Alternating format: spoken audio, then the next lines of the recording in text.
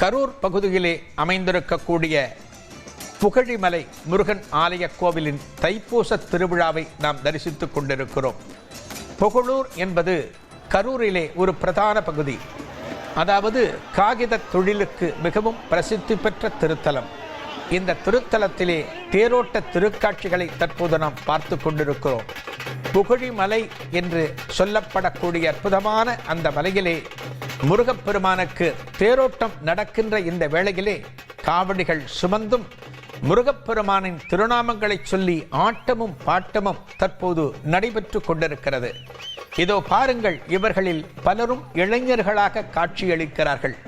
இந்த சிறு வயதிலேயே பக்தி எண்ணமானது அவர்களுக்குள் தோன்றி இந்த முருகப்பெருமானை வழிபடுவதற்காக இந்த தைப்பூச திருநாளிலே வந்திருக்கிறார்கள். இளநீர்களை காவடிகளாக சுமந்து வருகின்ற காட்சிகளைத்தான் தற்போது நாம் பார்த்து கொண்டிருக்கிறோம். இதுதான் காவடி என்று சொல்லப்படும். இதோ பெண் பக்தைகள் பால் குடங்களை சுமந்து வருகின்ற காட்சிகளை தரிசித்துக் கொண்டிருக்கிறோம். இந்த காவடி என்பது முதலாக இந்த காவடியை சுமந்தவன் இடும்பன் என்று சொல்லப்படும். பழனி திருத்தலத்தோடு தொடர்புடையவன் இந்த இடும்பன். இதோ புகழூர் திருத்தலத்தையும் நாம் தரிசிக்கிறோம். பக்தர்கள் படிகளேறி அந்த முருகப்பெருமானை தரிசித்து தங்களது நேர்த்திக் கடன்களை செலுத்தி முருகனின் அருள் பெற்று திரும்புகிறார்கள்.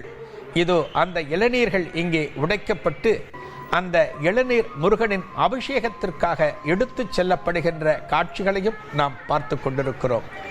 மலைக்கு மேலே அமைந்திருக்கக்கூடிய ஆலயம் என்று சொன்னாலே அது ஒரு தனி அழகுதான். உயரத்தில் இருக்கின்ற அந்த முருகப்பெருமானை வணங்கினால் நம்மையும் ஒரு நல்ல உயரத்திற்கு அழைத்து சென்று விடுவான். இதோ புகழூர் திருத்தலத்திலே புகழிமலை ஆலயத்திலே அந்த தேர் வலம் வருகின்ற காட்சிகளை நாம் பார்த்து கொண்டிருக்கிறோம்.